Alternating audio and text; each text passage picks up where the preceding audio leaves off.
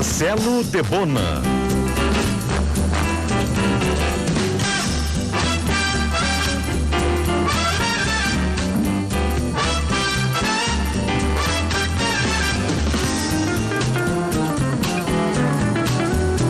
Boa tarde, 1h04, seja bem-vindo, começando na Gaúcho, Sala de Domingo deste 20 de dezembro de 2020, temperatura alta na capital, 27 graus nesse começo de tarde. Muito obrigado, teremos 2 horas de programa para debatermos muito assunto, coisas que aconteceram no sábado, uma final de gauchão que aconteceu agora no final da manhã, muita coisa que ainda vai acontecer no domingo, projeção para quarta-feira, Copa do Brasil, enfim, temos muito assunto aqui no Sala de Domingo, que vai até às 3 da tarde. Então, temos bom tempo, muitos assuntos, contando, é claro, sempre com a sua audiência, com a sua participação, a parceria do programa para a Unimed Porto Alegre, cuidar de você, esse é o plano. Conquistar vem de dentro, calçados, pegada a marca da conquista.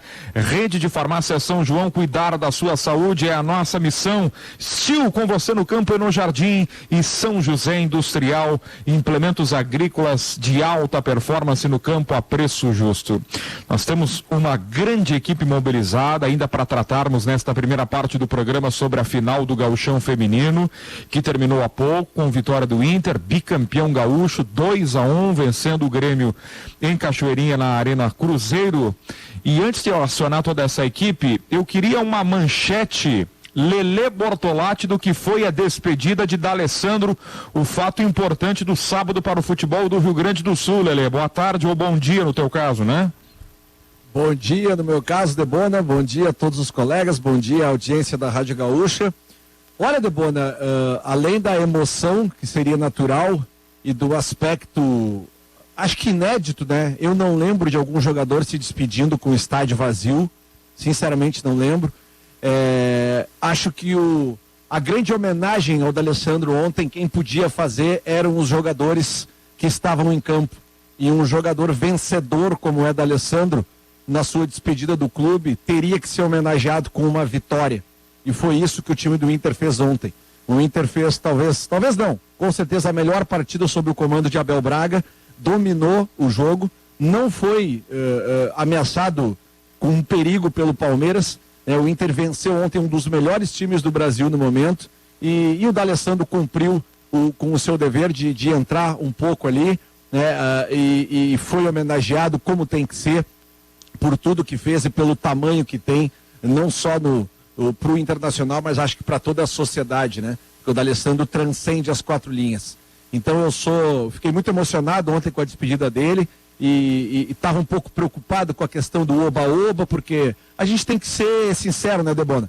O D'Alessandro não é titular desse time do Inter, ele já anunciou que ele vai sair, então, por maior que ele seja, e ele não podia ontem começar jogando para que fosse feita uma despedida um pouco assim, mais... Não era um jogo festivo, era um jogo que valiam 3 pontos, né? Jogo então difícil, acho que né? tudo ocorreu perfeitamente como tinha que ser, e acho que D'Alessandro sai do Inter pela porta da frente, pelo menos no que diz respeito às 4 linhas, e como ele mesmo disse, já deve voltar em algum momento. E certamente, depois que a gente tiver a vacina, quando a torcida puder voltar ao estádio, a gente vai fazer uma despedida num jogo festivo, ele vai jogar os 90 minutos e o estádio vai estar lotado para aplaudir o maior camisa 10 que já vestiu a camisa do Inter.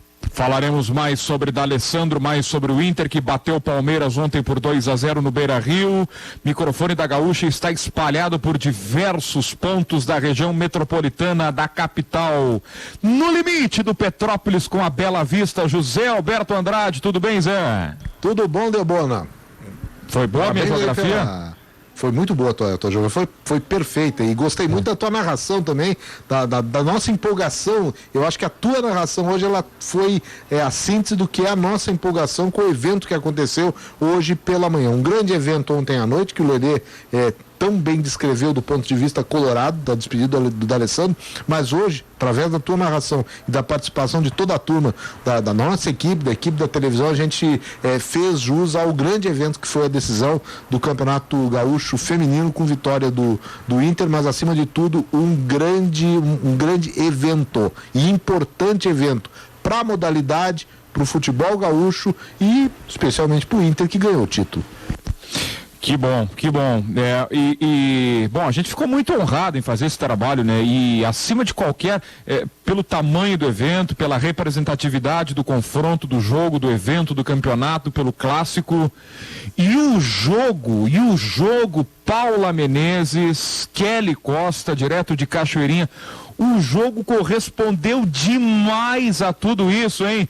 Paulinha, Kelly, bem-vindas ao Sala de Domingo, boa tarde. Oi, Debona, boa tarde, Kelly falando aqui, obrigada. Foi um jogão, um clássico disputadíssimo, acirrado, tudo que a gente gostaria de ver, né, numa final de gauchão feminino, Paulinha. Exatamente, Kelly, boa tarde também pro Debona, pro Zé, pro Lelê, para todo mundo que está nos ouvindo. Eu e a Kelly, a gente teve o privilégio, né, de acompanhar a final do gauchão ano passado, em Ijuí, já tinha sido um jogaço também, com muita emoção. E hoje aqui em Cachoeirinha a gente viu a mesma coisa, né? Assim, um jogo disputado. As coloradas confirmaram o favoritismo, né? Mas as gremistas também lutaram até o fim, fizeram gol. Então foi um jogo muito emocionante e, acima de tudo, muito bacana, assim, da gente participar dessa cobertura. Histórico, né? Histórico poder ver esse Grenal feminino transmitido para todo o Rio Grande do Sul e também no GE. Globo para todo o Brasil. Então é algo histórico, né?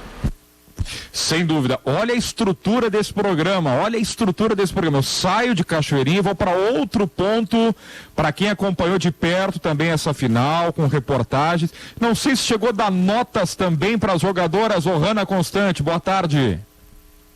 Boa tarde, Debona, boa tarde a todos, a Kelly, a Paulinha, que fizeram um excelente trabalho hoje. A ti, muito parabéns, porque hoje a narração foi maravilhosa. A todos que estão nos escutando, Lelê, Zé. Sim, uma série de reportagens que a gente fez ao longo da semana, né, com as meninas do Grêmio, em parceria com o Roger e as gurias coloradas, que hoje, como a Paulinha disse, confirmaram o favoritismo.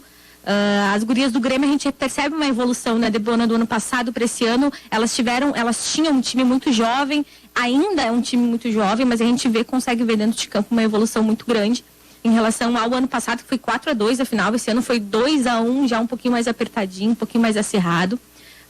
Mas não dei notas esse ano, entendeu? Foi o Antônio lá da redação, mas acompanhei com um minuto a minuto, enfim, várias pós-jogo, matérias pós-jogo, e estamos acompanhando ainda.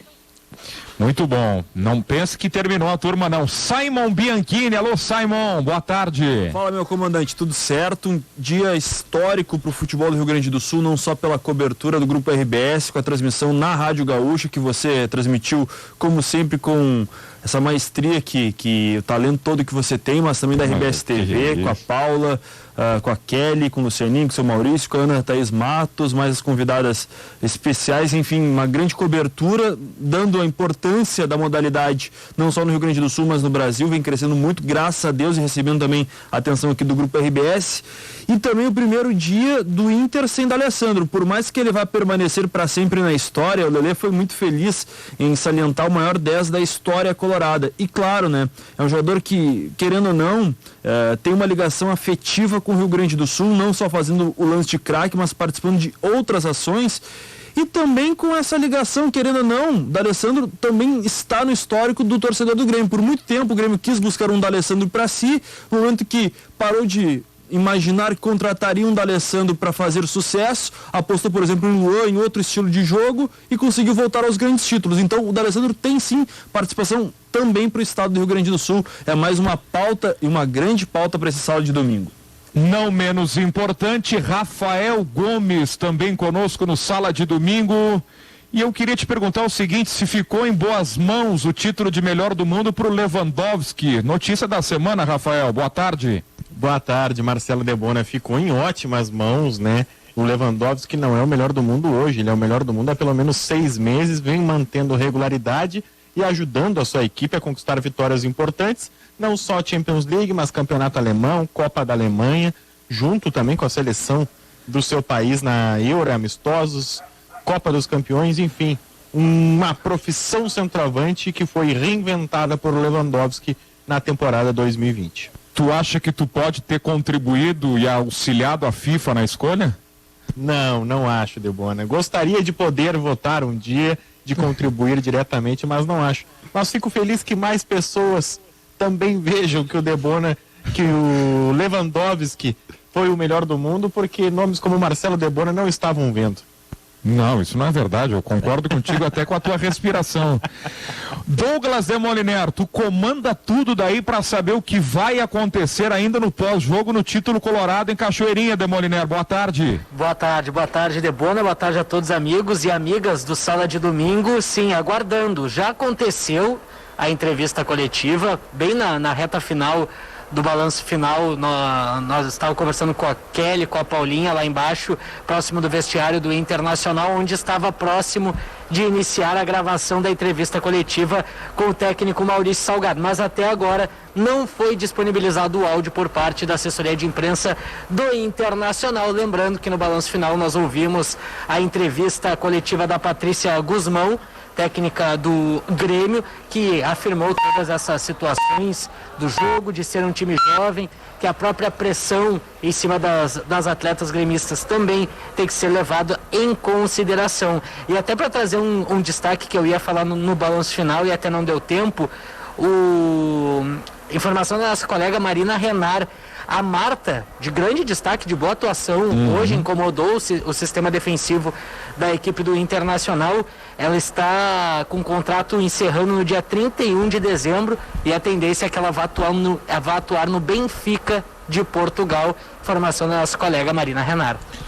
1h15, então é o seguinte, a partir de agora eu estou jogando a bola para cima e aí todo mundo pode dominar, sair jogando, falar, não sei exatamente, nós temos o nosso time do Sala, com as convidadas a Paula Menezes, a Kelly Costa, a Ohana Constante, dependendo também da necessidade, não sei como é que está a questão de deslocamento de vocês, mas temos um Sala de Domingo nesse clima super tranquilo de bate-papo de domingo, no começo da tarde de domingo, um domingo, aliás, que começou de uma forma muito especial, com a transmissão da Gaúcha, da RBS TV, que contou a final do Gauchão feminino, o Grenal das Gurias com vitória do Inter por 2-1, 8º título colorado e o bicampeonato, né, de forma consecutiva agora do Inter.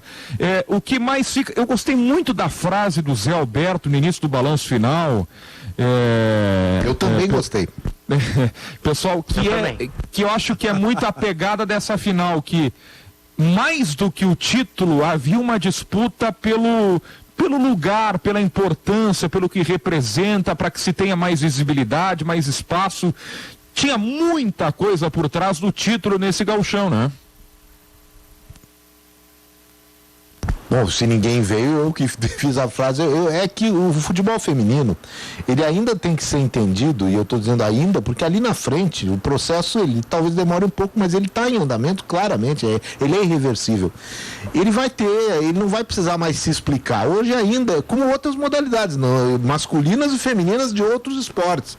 Quem trabalha com o esporte olímpico, que não o futebol masculino, conhece bem essa realidade. São os caras que disputam, tudo bem, tem uma disputa, tem um clássico Grenal, nada maior do que um Grenal em termos de rivalidade, mas antes disso, o atleta, o jogador, os jogadoras, no caso, jogam pela causa. Isso, quando se vai, e eu tive o privilégio de ir em Olimpíada, quando tu vai na Olimpíada e tu convive com aqueles atletas, mesmo esportes que a gente tem como consagrados, como o voleibol, que é um esporte coletivo de grandes estrelas, eles jogam pela causa. E claro que o resultado faz parte dessa causa, mas eles jogam pelo espetáculo, para que aquele esporte dê credibilidade a quem está assistindo, para que busque novos adeptos. E no caso também é uma questão de sobrevivência. Eles são atletas desses esportes e eles dependem do mercado do esporte para sobreviver. E o caso das mulheres, elas abriram um caminho que é recente, é um processo recente e que está sendo qualificado de uma maneira exponencial, sabe?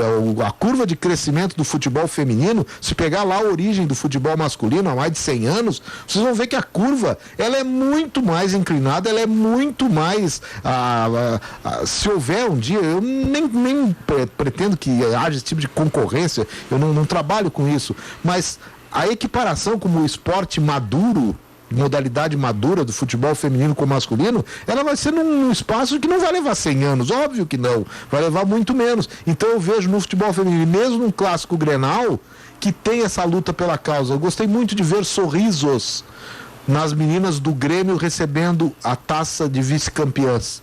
Isso é esporte, isso é desportividade, e isso é consciência de que elas abriram caminho, que elas estão na busca de um ideal. E isso está, para mim, acima de um jogo, acima até de uma rivalidade Grenal. Debona, Zé, eu queria contribuir até para falar um pouquinho dessa evolução mesmo do futebol feminino aqui no Rio Grande do Sul, né? A gente sabe que Inter e Grêmio tem já projetos bem consolidados, né? O Inter tem categoria sub-14, sub-16, sub-18, foi campeão agora sub-18, ano passado foi campeão brasileiro sub-18 também. Enfim, o Grêmio esse ano abriu a categoria sub-18 até para fomentar, né, novas atletas, novas revelações aí da base.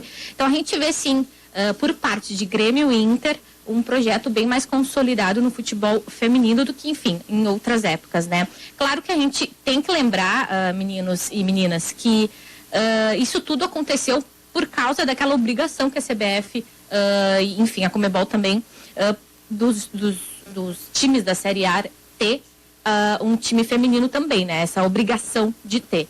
Mas que bom, né? De alguma forma tinha que começar. Eu acho que a gente pensa às vezes, que ruim que tem para isso acontecer, tem que ter uma obrigatoriedade, mas pelo menos está acontecendo, né? Eu acho que a gente tem que ver o lado positivo. Eu vejo o lado positivo disso tudo. O Inter, esse ano, nessa troca de gestão, e é bem legal essa informação, o Inter está trocando, porque o futebol feminino ele não fazia parte do departamento de futebol do clube, da pasta futebol, era da responsabilidade social do Inter. E esse ano está fazendo uma troca. Vai sair o futebol feminino para a pasta futebol, porque a ideia é equiparar, é espelhar, né, processos, estruturas com o masculino, com o futebol masculino do Inter também. Então, a gente pode daqui a pouquinho ver alguma mudança até em relação a treinamentos, o masculino treina no CT. Por que o feminino não pode treinar no CT também, né? O masculino joga no Beira-Rio. Por que o feminino também não pode começar a jogar no Beira-Rio? Então, a gente vai começar a ver também uma mudança de estruturas. O Grêmio também está muito mais engajado também no projeto do feminino. Então, eu acho que a gente só vai evoluir, né? Tanto na mídia quanto nos projetos de Grêmio e Inter. Infelizmente, o interior sofre bastante com isso, mas eu acho que começando aos pouquinhos, assim, pelos principais clubes do estado, a gente pode começar aí daqui a pouquinho ver também se refletir no interior. Isso que a Ohana falou, assim, apesar de ter vindo, né, de cima para baixo, ser uma determinação, eu acho que é legal. E aqui no Rio Grande do Sul, assim, a gente até somos privilegiados, assim, em relação a outros lugares do país, porque realmente Inter e Grêmio estão buscando, sim, investir no futebol feminino e estão melhorando as suas estruturas, né? O Ohana falou aí de uma evolução maior daqui para frente. Elas jogaram esse ano, por exemplo, jogaram na Arena, jogaram no Beira-Rio, foi um jogo, se não me engano, para cada lado, né? As gremistas jogaram um, as coloradas jogaram outro no Beira-Rio. Então, a coisa está evoluindo, né? E eu lembro, assim, que ano passado, quando a gente foi fazer a final lá em Ijuí também, a gente bateu muito na tecla de que Grêmio e Inter tinham assinado as carteiras de suas jogadoras, o que também para elas é um passo muito importante, ter um salário, viver com a CLT, né, com as leis. Então, assim, a coisa está caminhando, tem muito ainda para evoluir, mas a gente vê, a gente que, assim, acompanha e trabalha com isso, a gente consegue ver esses avanços. Debona também queria contribuir com esse papo aí da Ohana e da Paulinha, também levantado pelo Zé, sobre essa questão do planejamento para 2021, né? Está entre as propostas da nova direção colorada, da nova presidência aí, que em 2021 as gurias coloradas consigam jogar no Beira-Rio. É uma proposta da nova direção, então já pensando no futuro das gurias coloradas, como isso é importante já estar na pauta de uma nova presidência que vai assumir agora em 1º de janeiro, né, o comando do Internacional. E sobre essa questão de estrutura, Grêmio e Inter estão muito à frente dos outros times ainda aqui do Rio Grande do Sul. A gente viu isso nesse ano totalmente atípico, né, com uma pandemia, mas a realidade foi demonstrada através de goleadas, né, muito duras aí do Internacional, do Grêmio para cima dos outros times. A gente viu aí um jogo foi 23-0 do Inter para cima do João Emílio, né? E falando sobre isso com a Bianca Brasil, né, artilheira colorada aí no Gauchão, ela disse que elas ficaram felizes por conseguir impor o jogo delas, né, durante o Gauchão, mas tristes por uma goleada, né, tão gigantesca como essa, né? Uma diferença tão grande, porque isso mostra as dificuldades do futebol do interior em termos de estrutura, né? Desde alimentação adequada, recuperação com o pessoal da preparação física, os treinamentos técnicos, táticos, alojamento, enfim, é imensa, né, essa diferença, e as gurias têm noção dessa realidade e trazem isso para o debate. Acho que é uma conscientização também muito importante. Elas verem o lado positivo da goleada, porque conseguiram imprimir o seu jogo, mas também fazer uma reflexão sobre o déficit que a gente ainda tem no futebol do interior. Sem dúvida. Isso, há uma diferença muito grande, né, Ohana, da dupla Grenal em relação aos times do interior. E sobre isso, Debona, rapidinho, até eu fiz uma matéria faz umas 2 ou 3 semanas sobre essa diferença, né? Por que o futebol da dupla é tão superior ao futebol do interior? A gente sabe, né? Enfim, quem acompanha, como a própria Kelly já falou, estrutura, enfim. E eu falei com a Duda Luizelli, que agora está na CBF, e ela falou, Ohana, assim, além da estrutura, enfim, né, do talento, do dinheiro, né, que envolve também Grêmio e Inter em aplicar nesses grupos femininos, tem também a questão da CLT, como a Paulinha disse, né, que ano passado Grêmio e Inter assinaram, então atletas de Grêmio e de Inter, elas se dedicam exclusivamente ao futebol. Elas não fazem outra coisa a não ser jogar futebol. Elas recebem para isso, enfim, elas têm todos os direitos. Então, elas se dedicam full time ao futebol, o que não acontece no interior, o que também prejudica bastante também dentro de campo. Bom, do jogo que a gente viu hoje, né, muitas jogadoras de muitíssima qualidade. Bruna Benítez, por exemplo, uma zagueira assim, zagueira de muita autoridade, sabe sair jogando, presença diária.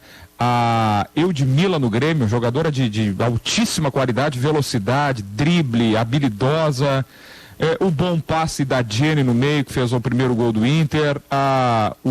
Como é perigosa a Marta, né? Essa informação a gente não deve ficar no Grêmio.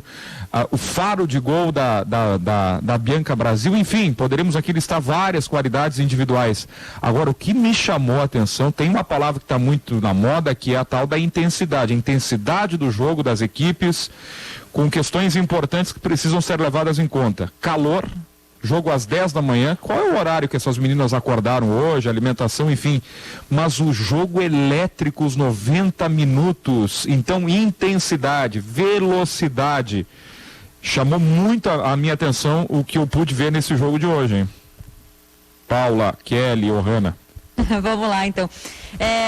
Exatamente, Debona, chamou muita atenção a gente falou ao longo da transmissão, aqui com o Lucianinho, eu e a Kelly estávamos no campo.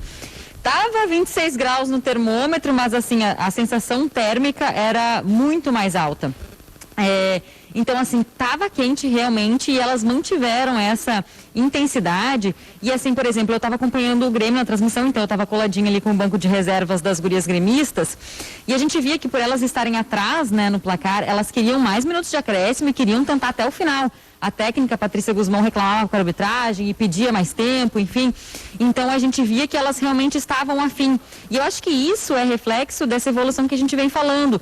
Porque esse jogo de hoje, por exemplo, já foi numa intensidade muito mais alta do que a gente viu ano passado em Ijuí e de outros clássicos grenais que a gente já viu, assim. Então, essa semana, por exemplo, eu entrevistei as gurias do Grêmio, elas falavam que se sentiam mais preparadas dessa vez, tanto taticamente, tecnicamente, fisicamente, psicologicamente. Eu acho que sim, isso se refletiu dentro de campo, que elas estão mais preparadas, sim. e que as do Inter seguem também evoluindo, apesar de elas estarem defendendo o título, poderiam ter entrado assim naquela expressão que a gente usa de salto alto, enfim, mas não, as do Inter também mantiveram uma postura ao longo dos 90 minutos, assim, que foi realmente um jogo muito bom, né, Kelly? Com certeza, eu acho que teve um grau de dificuldade muito grande a temperatura, a gente viu ali algumas meninas em algum momento caindo no gramado por causa do calorão, né, a Naná, no intervalo do jogo, ela saiu de maca para o vestiário e depois eu fui conversar com a médica do Internacional e ela disse que ela teve uma espécie de hipoglicemia, né? Tamanho calor, tamanho esforço físico, a Naná, que foi uma jogadora incansável dentro de campo, tirou 2 bolas de cima da linha, então a gente vê um pouco disso, né, do esforço delas, elas deram o máximo, o Grêmio vem aí numa evolução, a gente já falou diversas vezes, mas no ano passado veio da Série A2, esse ano na Série A1, conseguiu se manter, chegou às quartas de final do Campeonato Brasileiro, o Internacional da mesma forma chegou às quartas de final e perdeu para o vice-campeão brasileiro, né, o Avaí Kinderman. O Inter que tem um projeto de continuidade muito importante aí, já renovou com quase todo o plantel para 2021, faltam ainda algumas jogadoras, mas a comissão técnica também está renovada, então olha que importante esse trabalho que a gente vê resultado dentro de campo, né? As gurias mostrando intensidade, mostrando dedicação e fazendo com que esse Grenal retome cada vez mais a rivalidade mesmo, né? Tipo assim, não é porque de repente um time está se recuperando e está subindo esse ano de volta para a Série A1 que vai ter uma questão assim desigual dentro de campo, né? Não, o Grêmio foi atrás, mostrou que faz páreo ao Internacional, mas claro que o Internacional está vindo aí de um trunfo muito grande para cima do Grêmio, né? E confirmou o favoritismo. Mas foi muito legal de ver esse clássico acirradíssimo e pegado dentro de campo. A gente vê, só para completar, daqui a gente vê essa diferença, por exemplo, antes ao longo da campanha, assim, de Grêmio e Inter no Campeonato Brasileiro, né? A gente via que as gurias coloradas tinham aspirações grandes, elas acabaram caindo nas quartas de final pro Avaí Kinderman, que foi o vice-campeão, né? Mas a gente vê num tom delas que elas queriam ter chegado mais, que sabiam que poderiam chegar à semifinal e até a final.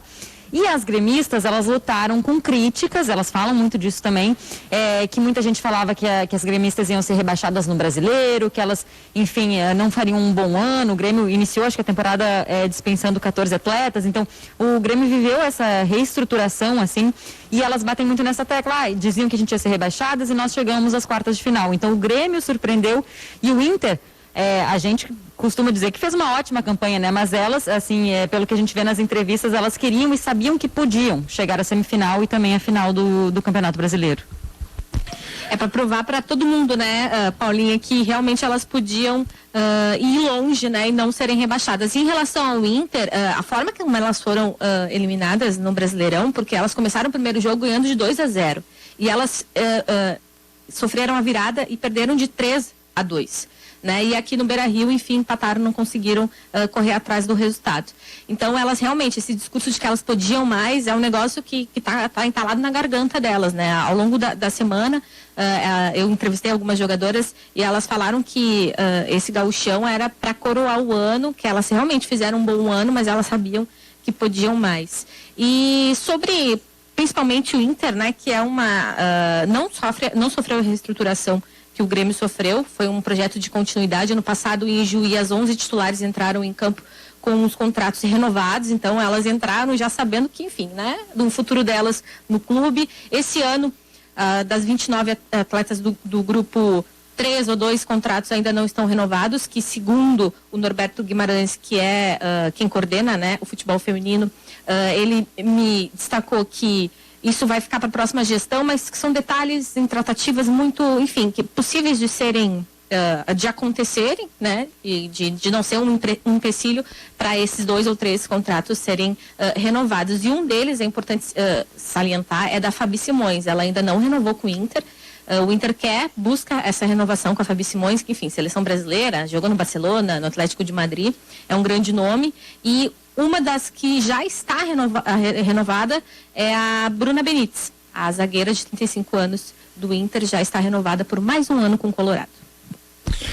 1h32, deixa eu só perguntar, Kelly, Paula, qual é a situação de vocês aí? Até que horas podemos contar com vocês? Não sei se há uma previsão de deslocamento, vocês podem me informar até por aqui agora. Eu vou te mandar o contato aqui, Lucas Risati, o chefe. nosso gestor. Pergunta pra ele, Debona, até que horas a gente pode ficar aqui, mas a gente tá aqui ainda na Arena Cruzeiro, em Cachoeirinha, sentadinhas na sombra, pertinho da equipe aqui da Gaúcha, então a gente tá com um tempinho ainda. Debona, a gente sentou aqui num lugar onde bate um ventinho, então assim, eu tô por ti, querendo, a gente fica aqui falando. Não, o que eu gostaria que vocês ficassem até as 3 o horas. jogo inteiro daqui.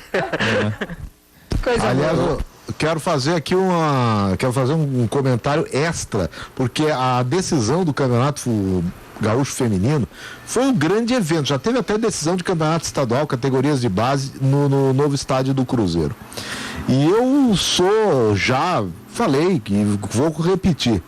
O nome Arena Cruzeiro é muito pouco para o estádio do Cruzeiro, ex-Cruzeiro de Porto Alegre, campeão gaúcho, clube centenário. Eu acho que o Cruzeiro, depois de ter erguido um estádio bacana como esse, que já foi sede de jogo transmitido para todo o estado, quebrando paradigmas, como foi o jogo de hoje, tá na hora de se botar um nome mais próprio. Arena Cruzeiro não é legal. Eu faço aqui e coloco o assunto até para vocês debaterem também comigo, daqui a pouco eu estou errado no meio disso, mas a ideia que se teve de botar Arena Moacir Scliar, ou bota um apelido daqueles que se tornam, por exemplo, Maracanã, é que nem o pessoal do São José, não, o estádio é Francisco Noveleto, não, o estádio é do Passo da Areia, senão eu vou ter que chamar o Maracanã de Mário Filho, sabe? Eu acho que Arena Cruzeiro não é ainda o nome ideal, mas o jogo hoje o cenário foi ideal pro jogo de hoje, então eu tô na campanha de criar um nome ideal pro novo estádio do Cruzeiro.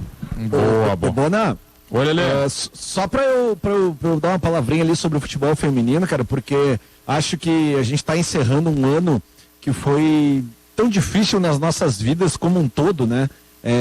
Realmente acho que ninguém estava preparado psicologicamente para tudo que aconteceu esse ano. E a gente valorizou muito, a gente tem muito com a gente as notícias ruins, porque foi muita notícia ruim durante esse ano, né? Mas se tem uma das melhores notícias, um dos melhores acontecimentos de 2020, eu acho que foi essa evolução e essa estabilização do futebol feminino, sabe, no Brasil e no Rio Grande do Sul também, né? A gente sabe que o interior ainda vai demorar um pouco mais, mas tanto o Inter e Grêmio investindo nas suas categorias, acho que o passo que tem que se dar em 2021 os dois times poderem jogar nos estádios dos dois clubes, né? E realmente eu fico muito feliz, cara, porque há muito tempo eu vejo as gurias jogando bola naquelas quadras de futebol 7, né, cara, e uma coisa que já vem crescendo desse movimento bem social mesmo, das mulheres jogando bola há muito tempo, e agora a gente chegar a esse ponto de ter uma transmissão pela RBS TV, da gente ver a empolgação das gurias aí agora participando do Sala de Domingo, é um caminho sem volta, e eu fico muito feliz nesse ano de 2020, esse salto que o futebol feminino deu, e tomara que não pare, tomara que a gente tenha daqui a pouco os estádios cheios também com o futebol feminino da dupla Grenal. É isso, 1h36. Bom, a gente vai segurando as gurias aqui até que for possível. E quero muito a opinião dela sobre outros assuntos também. Ô Lelê, o Inter venceu ontem de forma muito contundente, venceu jogando bem o Palmeiras. Até fiz uma pergunta ao Bertoncello se o Inter perdeu com o Moledo de volta à titularidade. Ele lembra que o Inter perdeu pro Boca no Beira-Rio, até foi Moledo e Zé Gabriel, aquela dupla. Então, Moledo e Cuesta, o Inter não perde mais. O quanto a presença do Moledo fez bem para esta retomada, o Inter voltando a adquirir confiança, a vencer, a jogar bem, hein, Lelê? Sem dúvida nenhuma, né? Essa mudança da proposta de jogo do Inter, né? Essa proposta que a grande maioria da torcida, assim, estava gostando muito do que estava vendo com o Abel, daquela forma propositiva, né? Que a gente estava com saudade de ver o Inter propondo o jogo, de ver o Inter atacando, de ver o Inter avançando, e estava tudo legal. Só que daí aconteceu tudo que aconteceu, beleza, temos que virar a página. A chegada do Abel, ela nos dá um outro tipo de futebol, mas ontem ficou muito claro com isso, né? O Inter entra em campo preocupado em deixar a bola com o Palmeiras e se defender. E fez muito bem isso. Obviamente que acabou conseguindo um gol que de repente até facilitou um pouco mais as coisas, um gol muito cedo, né? Mas realmente a consolidação defensiva e essa despreocupação com o ter que sair jogando, né? Automaticamente traz o Rodrigo Moledo pro lado do Cuesta como os dois zagueiros titulares do Inter. O próprio Cuesta, que estava muito instável esse ano, melhora com a presença do Rodrigo Moledo do lado dele, e o Rodrigo Moledo, ao que se propõe a fazer, ele é um zagueiro excelente, né? Até teve um lance ontem que ele até tenta sair jogando e perde a bola, sabe? E é normal num outro momento isso acontecer, mas a consolidação dessa zaga, ela vem também como consequência dessa mudança de estilo de jogo do Inter, e acho que está tudo certo. É assim que o Abel acha que tem que ser, com essa proposta de jogo mais reativa. Daqui a pouco a gente consegue despertar novas características até para a torcida, né? Coisas que a gente não tinha dúvida, mas que a gente começa a ver acontecendo, como por exemplo o Caio Vidal, que é um jogador que eu acho que tem muito a crescer, né? Pelo pouco que ele já mostrou, acho que ele tem muito mais a entregar do que o Marcos Guilherme, por exemplo, e o Yuri Alberto, que ontem mostrou mais uma vez que é um jogador diferenciado, né? Porque tu dá aquele pique com a bola, ter ela sob total controle no durante meio de 2 zagueiros. Exatamente, tu tá pressionado por 2 zagueiros, né? Tu anda 40 metros com a bola e com ela sob total domínio, sem os zagueiros conseguirem chegar em ti. Então tu tem o domínio da bola, tu tem a velocidade, tu aguenta a pressão de 2 adversários e ainda tem a capacidade de dar aquele toquezinho por cima do goleiro. Isso é um jogador diferenciado. Não entendo porque que ele não sai jogando, mas também não me considero em condições de criticar o Abel, porque acho que ontem o Abel acertou em praticamente tudo.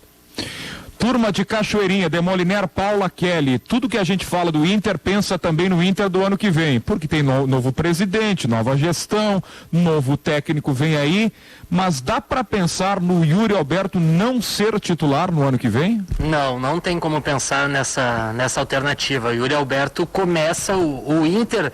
Eu gostei muito de uma frase que tu utilizou durante a jornada, Debona. Bruno Praxedes, Yuri Alberto e mais 9. É por aí que vai começar o Internacional para a temporada de 2021. Obviamente, Thiago Galhardo, o Saravia deve voltar, o Paulo Guerreiro também, é uma situação a ser analisada, o Bosquilha, enfim. Quando esses jogadores retornarem, aí é uma outra situação.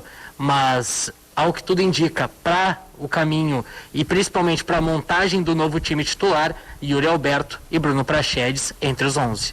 E pensando nesses jogadores que voltam, né, Demoliner, tem todo aquele processo da volta, né? Não é assim, voltou de lesão, uma lesão que leva tempo, já assume a titularidade, né? Então eu acho que isso credencia ainda mais quem está terminando o ano em alta, né? Provavelmente 2021 vai começar em alta e fica no time até que, né, a gente está falando do Paulo Guerreiro, por exemplo, aqui, né? Então, claro, quando ele se recuperar, ele volta a ser titular. Mas assim, eu acho que tem um longo tempo para afirmações ainda maiores, né, do Yuri Alberto, que a gente tem visto uma evolução muito grande. A gente vem falando de evolução do futebol feminino, do Yuri Alberto também, desde que ele chegou ao Inter, foi evoluindo a ponto de que a gente está falando aqui que ele merece ser titular da equipe colorada, né? Acho que sim, acho que essa também é a opinião dos colorados, né? Quando a gente conversa, assim, com os torcedores, eles que veem o Yuri Alberto resolvendo muitas questões dentro de campo, né? Um jogador que tem agilidade, que tem a individualidade dele também dentro de campo, e é um jogador de seleção sub-23, se destaca já a ponto de chamar a atenção da seleção brasileira, né? Nas suas outras categorias. Então, por que não ser um titular, um jogador mais aproveitado no Internacional? Esse também é um questionamento da torcida.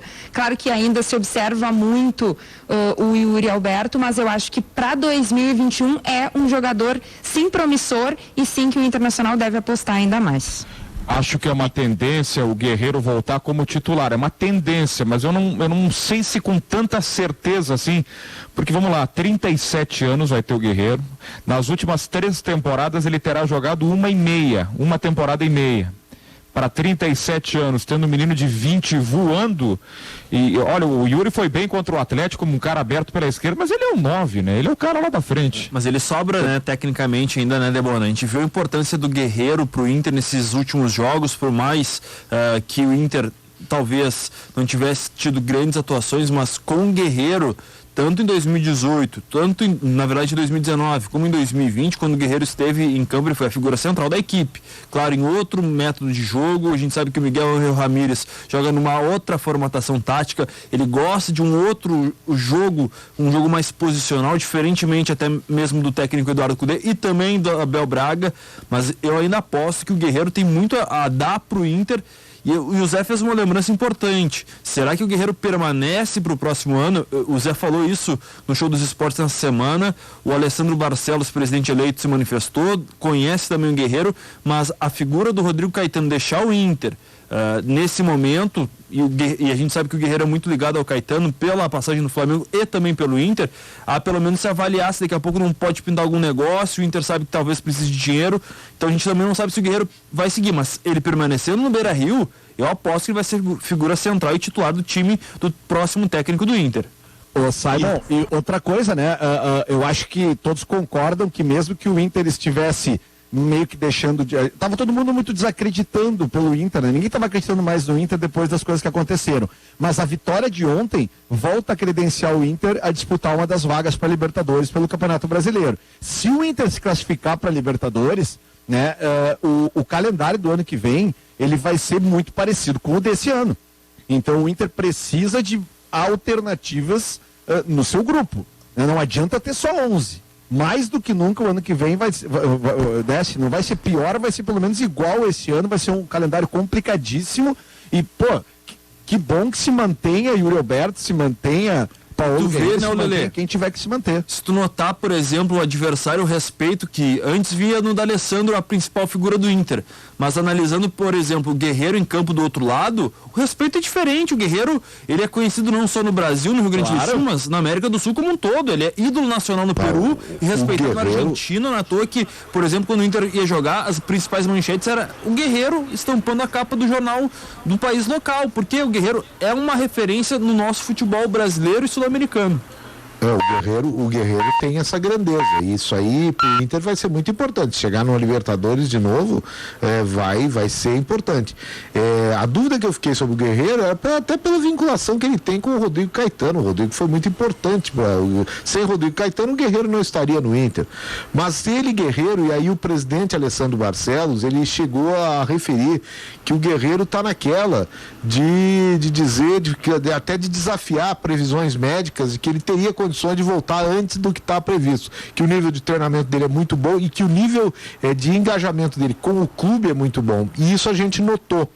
Desde o início, o Guerreiro, claro, tendo afinidade com o Rodrigo, mas ele sendo muito grato ao Internacional pelo Inter ter acolhido ele num momento que era de baixa, estava suspenso, e aconteceu, depois a suspensão foi aumentada, foi mantida, aliás, não foi aumentada, ela foi mantida, e o Inter acabou arcando com isso, bem como agora, o período parado pela lesão, que o Guerreiro tem essa capacidade de reconhecimento, e que isso se traduz em empenho profissional. Então, essa é uma notícia que confirma, e eu não tenho por que desconfiar, ela é ponto positivo para o Inter. Manter o Guerreiro, ainda que com a idade que tenha, mas tu tendo no grupo o Yuri Alberto em ascendência, eu acho que é a solução ideal que o Inter tem para o seu setor ofensivo.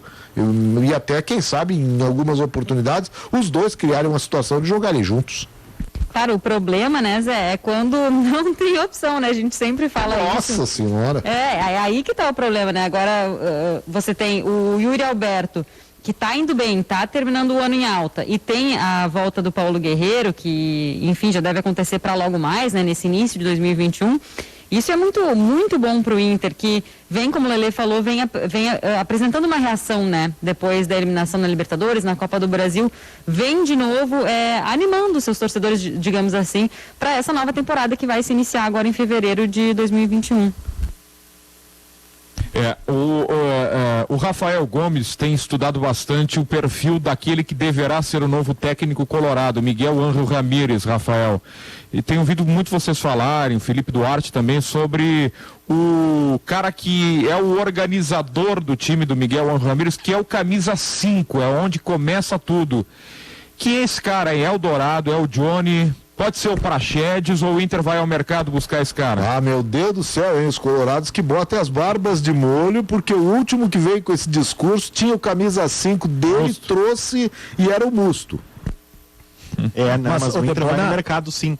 O Inter vai pro mercado, sim, atrás de um jogador desse porte, porque não é que não vê, mas quer um jogador que chegue com as características muito prontas para sair jogando, não numa saída de 3, como a gente vê no Cudê, mas um jogador que gire mais rápido, um jogador que receba assim a bola de costas e possa girar rápido. Pode ser o Dourado e pode ser o Johnny, sim, mas o Inter também tem uma avaliação de que o Johnny faz muito bem uma função de segundo e terceiro homem do meio de campo. O Johnny é tido às vezes como um substituto do Edenilson, muitas vezes no elenco colorado. O que me parece, Debonas, Alberto, colegas do Sala de Domingo, é que duas coisas. Número 1, o ciclo do Musto a gente já sabe que terminou. O Musto está de saída do Inter. E número 2, eu sinto que o ciclo do Rodrigo Lindoso está terminando no Inter, porque ele não conseguiu se adequar a saída, o posicionamento que o Eduardo Cudê quis fazer, e parece já ser nítido que ele também não tem o perfil de jogador que Miguel Ángel Ramírez busca. Principalmente, se o Inter confirmar esse treinador, o Inter vai buscar um camisa 5 e vai buscar jogadores de lado, jogadores velocistas, jogadores do 1 para 1, jogadores quebradores de linha. E isso o Inter também não vê no seu elenco hoje. O Inter tá mudando a gestão, mas eu tô pelo que o Rafael tá dizendo, não vai mudar os costumes. O Inter pode saber que todo ano a primeira contratação é um volante. Mas José, impressionante, Lelê. Ontem ficou muito nítido, assim, né? Principalmente se a gente fizer a comparação do jogo do Inter contra o Boca com o jogo de ontem. Se a gente lembrar, no jogo contra o Boca, o Praxedes, ele estava um pouco mais atrás. Ele vinha com a bola já de frente, né? Ontem ele teve muita dificuldade recebendo a bola no meio de campo e tentando virar, né? Obviamente, vamos dar um desconto. O Guri tinha jogado um dia antes, né? Mas eu achei que ontem ele teve muito mais dificuldade para pegar a bola, virar e tentar alguma coisa, do que no jogo contra o Boca, que ele descia mais, pegava ela e vinha com ela mais de frente, entendeu? Então eu acho que realmente o Praxedes, eu achava no início do ano, quando ele começou a aparecer, que ele era um meia para ser mais avançado, de repente até para ser uma substituição ao D'Alessandro. Mas ontem, e comparando diretamente com o jogo da Bombonera, acho que não. Acho que ele fica mais ali para a primeira parte do meio campo mesmo. Eu acho que o Inter, diante das suas dificuldades financeiras, ele vai ter que vai lá com o tesoureiro, olha o que tem de dinheiro. Isso é o seguinte, nós precisamos de 2 jogadores, prioridade da prioridade. Eu penso que é o 6, vou dar por numeração assim, tá? É o 6 e o 7. Um lateral esquerdo para ser titular, chegar, fardar e jogar. E o 7, né? Que é o jogador que o Inter não tem. Velocidade, o quebrador de linhas, o cara que joga pelo lado do campo. Que eu não sei se é o Tyson, que hoje até mais é um meia do que atacante, acho que seria o maior dos nomes possíveis, né? Mas é o 6 e o 7. Discordo. Eu acho que no meio-campo o Inter até pode suprir com o que tem no grupo. Eu discordo, viu, Debona? Para mim o Moisés, ele está evoluindo. Ele ainda é um jogador jovem, que carece de algumas valências, mas, por exemplo, o cruzamento dele, ele está aparecendo com mais, pelo menos, talento, digamos assim, na parte final do campo. Ele faz bons cruzamentos. Ontem, o escanteio cobrado no primeiro gol, que o Dourado desvia no primeiro poste, quem cobrou a bola foi o próprio Moisés. Ele tem que melhorar defensivamente. Por exemplo, ele foi tentar fazer uma bola praticamente rasteira, ele se acocou ontem para tirar a bola. Quase entregou o gol para o Palmeiras. Tem defeitos, mas ele pode ser trabalhado a partir de um novo modelo de jogo. Ele tem uma capacidade física interessantíssima. Ele é jovem, pode render no futuro negócio para o Inter. Então acho que o Moisés merece ser melhor analisado. Sei que muita gente critica ele, mas tem que tomar cuidado. Esse momento do Inter às vezes gosta de ser queimado um jogador. A gente sabe que do outro lado também isso aconteceu muito nos anos anteriores. O Wendel, eu acho que já precisa de um novo ar na carreira. Acho que já deu o que tinha que render no Inter. Daqui a pouco um outro lateral para disputar a posição, mas o Moisés não pode ser descartado. Mas eu fecho eu não acho que a lateral esquerda, eu não acho que a lateral esquerda seja prioridade. Número 1, por concordar em parte, eu não acho que o Moisés está evoluindo tanto assim, mas por concordar que o Inter precisa investir em outros setores. A gente sabe, o Inter tá com pouco dinheiro, vai investir muito na base, e a lateral esquerda, por exemplo, com o Léo Borges, é um problema que pode ser resolvido com categoria de base. Número 2, o Inter tem 2 laterais com contrato até o final do ano que vem. O Inter não vai contratar um lateral esquerdo a nível de titularidade para a temporada 2021. Vocês podem ter certeza disso. Moisés e o Wendel O Wendel renovou o seu contrato e o Moisés tem contrato até o final do ano que vem. Fazendo um parênteses, agora eu lembrei de um negócio que ontem eu até não estava no jogo, mas na entrevista do D'Alessandro, não sei se vocês perceberam, e até vale porque a gente está falando de jovens, que pode ser. O D'Alessandro deu uma letra interessante. Quando ele usou o exemplo dele, ou as outras pessoas, de chegar cedo, de trabalhar, ele disse que uma das coisas que ele gosta de fazer, gostaria que todo mundo seguisse, era que o segredo dele foi sempre chegar cedo no treinamento, chegar para tomar café com os funcionários. E o D'Alessandro, ele deixou muito claro que ele não está notando isso no Inter atualmente. Tá? E eu já tinha ouvido alguma coisa assim, de que no Inter existe uma certa liberalidade, principalmente questão de horário, não tem nada de comportamento, não tem isso aí. Mas a questão de chegada no treinamento, o que dentro do grupo, e ontem quando o D'Alessandro falou, eu associei as duas coisas, que dentro do grupo isso cria uma ideia de grau de interesse na causa colorada. Então, eu acho que isso aí vale muito para jovens que estão jogando e que muitas vezes a gente não entende por que de determinadas ausências em time titular ou com maiores chances. Eu acho que isso aí vai ter que alguns parafusos serem apertados no Beira-Rio. Se é que não há problemas que a gente saiba, não tem nenhum problema assim disciplinar crônico dentro do Inter, mas eu já tinha ouvido falar que alguns parafusos precisam ser apertados em termos de dessa disciplina, dessa rigidez assim de chegada, de interesse, e o D'Alessandro ontem na coletiva ficou muito claro que ele procurou passar para os jogadores como é que deve, para os colegas, e deu a entender que ele não teve total sucesso que ele esperava. Ele disse, eu tenho passado para eles, não sei se vocês perceberam isso. 1h54, sala de domingo na Gaúcha, vamos até às 3 da tarde. Eu quero já me despedir e agradecer a turma de Cachoeirinha, Douglas de Molinera, Paula Menezes, Kelly Costa, muito obrigado, tá, por esta primeira parte do programa conosco aqui no Sala. Valeu, Debona. Obrigada, foi um prazer pra gente estar aqui com vocês também, falar muito de futebol feminino, que esse seja um marco que se repita pelos próximos anos. A gente vai estar muito feliz de continuar fazendo parte dessa história. Valeu, Debona, um beijo grande pra vocês. Debona, mandando um beijo também pra vocês, muito obrigada pelo convite, estamos aí sempre que nos quiserem, tá? No Sala de Domingo, um abraço pra vocês, viu? Valeu, obrigado. A Kelly, a Paula, Douglas de Moliner. Valeu, Debona, um abraço a todos que ficam, e em seguida te mando aí o áudio do Maurício Salgado. Chegou agora, disponibilizado pelo Internacional, em seguida aí para o Sala de Domingo, o restante do programa, a entrevista do técnico campeão gaúcho de 2020. Perfeito, parabéns pelo trabalho a todos aí em Cachoeirinha. Unimed Porto Alegre, cuidar de você, esse é o plano. Conquistar vem de dentro, calçados Pegada, a marca da conquista. Rede de Farmácia São João, cuidar da sua saúde é a nossa missão. Estil com você no campo e no jardim. E São José Industrial, implementos agrícolas de alta performance no campo a preço justo. Nós temos ainda alguns minutinhos para as 2 da tarde, tem notícia na hora certa às 2. O que mais fica da vitória do Inter e dessa busca por uma vaga na Libertadores, sobretudo do jogo de ontem, hein, Lelê?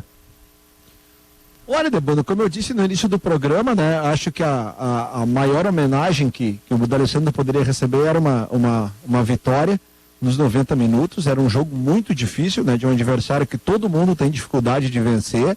Acho que consolida-se a proposta de jogo do Abel agora, só que claro, a gente não tem essa certeza até quando o Abel fica, porque na semana que vem, daqui a 10 dias, tem uma nova diretoria que tá assumindo. A possibilidade do Miguel Ángel Ramírez, ela é muito grande, né? Quando a gente tem um boato circulando por tantos lados assim, fica muito difícil da gente ir contra ele. Mas eu acho também que a entrevista do Abel ontem, depois do jogo, ela mostrou mais uma vez o tamanho do Abel, na qual ele se colocou à disposição mais uma vez, até para uma questão, se for o caso, de uma transição junto com o novo treinador, né? O Abel realmente ele ele vai permanecer na história do Inter como o treinador que nos deu o nosso maior título, um cara que não se negou a vir nesse momento difícil agora e que aos trancos e barrancos aí, né, com um grupo mediano, nada mais que isso, o Inter segue vivo na luta por uma vaga de Libertadores. Não vou dizer que segue vivo na luta pelo título, porque eu acho que a gente perdeu tempo, né? São 9 pontos que nos distanciam do São Paulo, e o São Paulo que vem de um trabalho que já tem um período mais longo de preparação com o mesmo treinador. Mas acho sim que o Inter tem boa chance de chegar entre os 4, talvez até entre os 6, e tomara que o futebol que tenha sido apresentado, que foi apresentado contra o Boca e ontem contra o Palmeiras, não tenham sido apenas pelo caráter especial dos 2 jogos, né?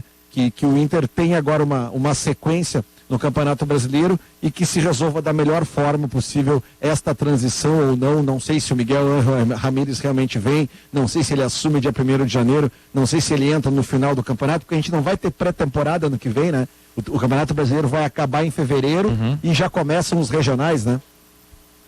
Isso aí. Ô, Hanna Constante, fala comigo, Hanna. Oi, Debona, tô aqui. Tá aqui? Tô aqui. Debona, assim, sobre o futebol feminino ainda, dando uma passada rápida, né, antes das 2 horas, a gente ainda pode falar sobre a expectativa de uma evolução no Grêmio pro ano de 2021 e para uma continuidade de nível bom para mais no Inter feminino. Então, a gente tem boas esperanças aí, tanto para o Brasileiro A1, de ambas equipes, quanto também para a base que vem forte, tanto de Inter quanto de Grêmio. Te agradeço ou permanece com a gente até as 3, Hanna? Qual é a pauta do domingo? Desculpa. Permaneço. Boa, Fico boa. aí até quando tu me quiser também. Então tá combinado. Vai bater o sinal das 2 da tarde, notícia na hora certa, vem aí, a gente volta em seguida com a segunda parte do Sala de Domingo deste 20 de dezembro de 2020. Temperatura alta, 27 graus e meio agora em Porto Alegre. Te liga, a gente já volta.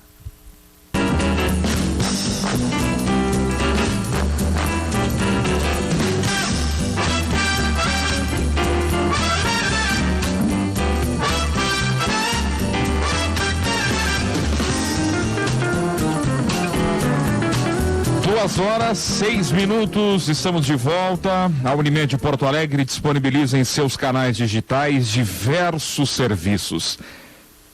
Acesse o site da Unimed Porto Alegre e fique seguro. Unimed Porto Alegre, cuidar de você, esse é o plano. Conquistar vem de dentro. E para fazer isso com conforto, leveza e estilo, conte com a Calçados Pegada, conheça a nova coleção nas nossas redes sociais, Pegada, marca da conquista. O Natal está chegando e nas farmácias São João você encontra o presente para toda a família. As mais variadas opções para presentear quem você ama. O seu presente especial de Natal está nas farmácias São João. Bom, ontem o Grêmio jogou contra o Sport em Recife, não jogou bem. Aliás, não foi um bom jogo de futebol, foi um jogo ruim. O Grêmio saiu perdendo, teve um jogador expulso, o Kahneman foi expulso e o Grêmio num pênalti empatou a partida com o PP. O que ficou do jogo de ontem para a partida de quarta-feira? Me parece que o PP se escalou, né? Bom, primeiro que pela ausência do Pinares e do Luiz Fernando, e automaticamente eu acho que ele já jogaria, mas ontem ele vai bem. E vocês veem dúvidas na cabeça do Renato para quem joga com o Jeromel, para quem é o lateral esquerdo e para quem joga com o Matheus Henrique na quarta?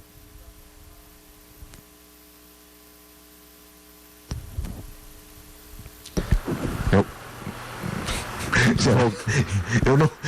vi que jogou, mas é que eu sempre me atiro primeiro, então eu não gosto muito de nominar sempre assim, né? Porque bota Sala de Domingo é uma conversa, né? Mas depende, se é uma conversa de bar, tu pode ter na hora o cara olhando o bico. Eu entendo o Lelê, o Simon, a Ohana e o Rafael. Vamos respeitar, né? Os mais experientes. Eu acho que é essa a ideia, né? Então vamos lá, Zé. Olha, eu vou falar de um modo genérico, assim, do que eu achei do Grêmio ontem, vendo o jogo e vendo a repercussão. A coisa que mais me chamou a atenção foi hoje, o Simon até trouxe, foi a entrevista do Paulo Luz, sabe? O Grêmio ontem ele deixou de ter que dar explicação. Ele podia ter saído sem explicação do jogo e pensado se o Grêmio ganha o jogo ontem, era só São Paulo na entrevista coletiva, sabe? Não ia nem se perguntar sobre G4. E essa explicação precisou ser dada. Foi questionado o jogo de ontem, foi questionado o fato de ter perdido para o Santos de 4-1. Voltou por quê? Porque o Grêmio não fez uma atuação boa ontem. De novo, não fez uma atuação boa. E a de ontem tinha o respaldo, o risco de se colocar o time titular, e o Renato, para mim, ele correu um risco calculado. O que ele não calculava era que o time fosse render menos do que o Sport em determinados momentos, sair perdendo de novo, com espaço deixado, que o Kahneman ia estar nervoso de novo, ele está fora de tempo, e aí o resultado que é negativo, o Grêmio fica com mais um empate, mais longe de liderança, fica dando explicação. E agora tem um jogo decisivo na quarta-feira, em que o ambiente pré-jogo é o Grêmio tendo que recuperar. Cria uma obrigação, que eu sempre digo, o time não tem que ter, tu não pode ir para uma obrigação de ganhar do São Paulo, de ser campeão da Copa do Brasil. Isso é contingência dos grandes clubes. Tem clubes que não tem nem essa contingência. O Grêmio tem a contingência e a candidatura permanente. Agora, obrigação de ganhar a Copa do Brasil, ninguém pode ter. Talvez o Flamengo no início do ano a gente dissesse, ele tem obrigação de ganhar. Mas não, eu já disse, obrigação de ganhar campeonato na dupla Grenal tem no Gauchão. Isso é obrigação deles. Só um ganha e às vezes nenhum ganha.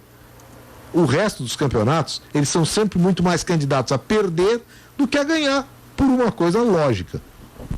O Zé, Debona, demais companheiros, eu queria fazer uma análise com vocês, porque ontem, eu confesso que ainda não entendi a escalação do David Braz contra o Santos na Vila Belmiro. Para mim, o Kahneman em decisão ganha até para o ímpar. O Kahneman tem um histórico muito positivo nesses momentos decisivos, em clássicos grenais, enfim.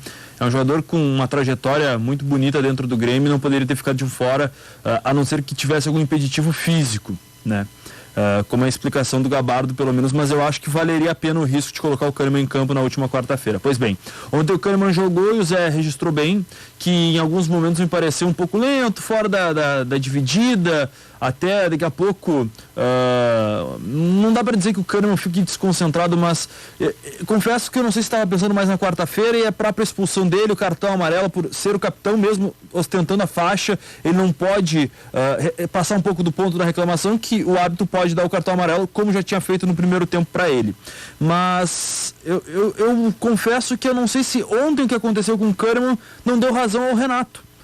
Pela utilização do David Braz, que, repito, não foi bem contra o Santos, foi engolido pelo ágil ataque do time do Cuca, mas eu não sei se o Renato ontem não, de certa forma, acabou comprovando a tese dele na última quarta-feira. Mas para mim o Kahneman tem que ser sempre titular, mas eu não sei se ontem acabou não dando um pouco mais de razão à escalação do Renato de quarta-feira. O David Braz não vai bem na quarta. Ele participa, né, como um personagem daquele gol aos 10 segundos, 11 segundos do gol do Santos, do passe do GPR, e o Kahneman se mostra atrapalhado ontem. Nós temos um velho... Não tinha ido bem na outra semana, né? Contra o Goiás. Contra o Goiás. Né? E também naquele primeiro tempo contra o Santos, né? Aqui na Arena. Também. O que não caracteriza que ele esteja ruim. Mas ele cresce em momentos decisivos, né, Zé? Eu acho que não, eu concordo contigo. Tem que se apostar nisso. O currículo do Kahneman, ele indica que tem que se apostar nisso, porque ele já fez dentro do Grêmio. Eu não gosto da comparação que é feita, eu ouço os colegas do Sala de Redação, o Davi outro dia falou, daquela Copa Libertadores de 2007, quando o Schiavi ficou no banco pro Teco. O Schiavi no Grêmio, naquele momento, ele já tinha dado mostra de um grande fracasso, sabe? O Schiavi no Grêmio, ele tinha sido o que o Musto foi no Inter, sabe? Ele tinha levado um baile do Anderson Catatal. Tecnicamente ele estava muito ruim. E a entrada do Teco, que era um cara promissor na época, não era o absurdo, não era nenhum absurdo. E não era também, o Schiavi não tinha currículo dentro do Grêmio para se acreditar que ele fosse, só porque era o Boca na Bomboneira, ia jogar. Não é assim que se faz. E não era. Depois ele voltou ao jogo, voltou, achou um ambiente legal, foi campeão até da América de novo, e com aquele futebol do Schiavi, que era um futebol muito sujo. Ele era um zagueiro sujo, era daqueles zagueiros de primeiro jogador, um estilo antigo que não me agrada muito. E então no Grêmio não funcionou. Mas o Kahneman no Grêmio funciona no Grêmio. Ele pode estar numa fase ruim, mas o Kahneman tem serviços prestados ao Grêmio que dão crédito para ele ser escalado contra o Santos, sim. Então essa é só a diferença que eu faço naquele parâmetro. O Renato fez com o Kahneman o que o Mano Menezes fez com o Schiavi. Não são casos iguais. Quem joga com o Matheus Henrique ou quem deve jogar com o Matheus Henrique na quarta, Rafael Gomes? Darlan. Eu acredito que o Grêmio com Darlan é um outro Grêmio no meio de campo, mostrou mais mobilidade, se mostrou aquilo que uma época a gente teve com Maicon e Arthur no auge. Depois o Maicon acaba se lesionando, depois o Arthur toma, na verdade, a posição do Arthur. Perdão. O Maicon se lesiona, o Arthur toma a posição do Maicon, e o Arthur forma o meio de campo com o Wallace, mas em algumas partidas a gente viu o meio de campo com Michel, exatamente, Michel. Arthur e Michel, e depois no fim da Libertadores, Arthur e o Jailson, o homem de caçapa. Isso, eu quis dizer em estilo, o Darlan e o Matheus Henrique juntos, eles lembram o Maicon e o Arthur juntos, só que o Maicon naquela época não estava na sua, digamos, no auge da sua técnica e física, e ele acabou perdendo a posição também pelo estilo do meio de campo do Grêmio. Hoje, com o Grêmio, um formato de meio de campo um pouco diferente, onde os laterais acabam ajudando muito mais na marcação, eu acredito que o Darlan e o Matheus Henrique se revezando, fazendo as funções de primeiro e segundo volante, muito, digamos, de uma maneira muito híbrida, não aquele meio de campo que a gente tinha, onde o Arthur era nitidamente o segundo, o Michel o primeiro, ou como a gente viu o Wallace, o Jailson sempre fazendo a primeira função. Eu gosto muito dessa inversão de posições. Lembro que a gente teve no Inter uma época com o Ting e Guinhazu. Claro, o Sandro dava uma sustentação naquele meio de campo com o técnico Tite. Mas eu gosto muito da dupla de garotos da base. E eu digo mais, hoje o Darlan está jogando mais do que o Matheus Henrique. Acho que a gente já viu o Matheus Henrique jogar muito mais. Mas hoje o melhor volante do Grêmio se chama Darlan.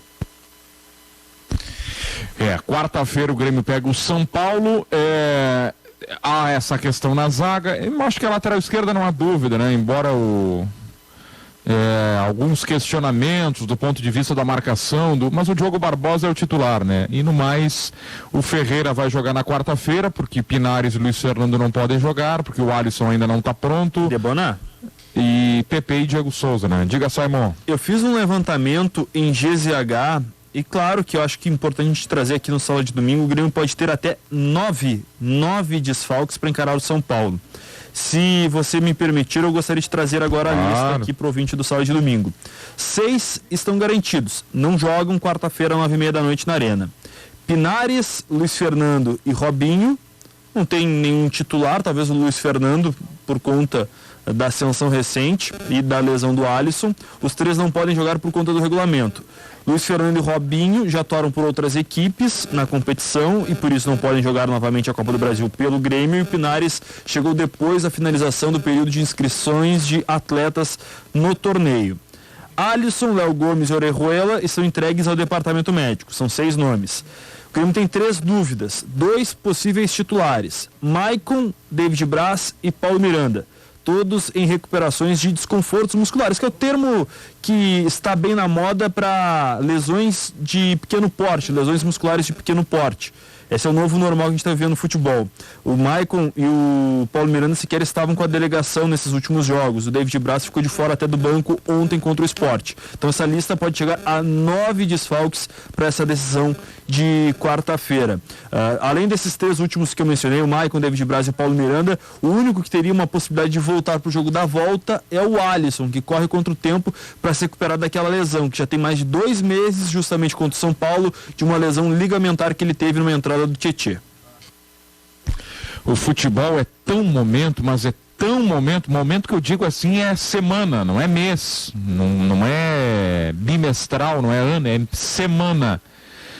Porque o São Paulo ele vem crescendo, jogando um futebol vistoso, interessante, mas eu estava vendo, eu vejo isso no Grêmio também. Eu vejo o Grêmio um time que jogava bem, um time em evolução, um time afirmado, um time confiante, um time que havia se reencontrado enquanto time de futebol, com sua memória tática, com um técnico que está há 4 temporadas.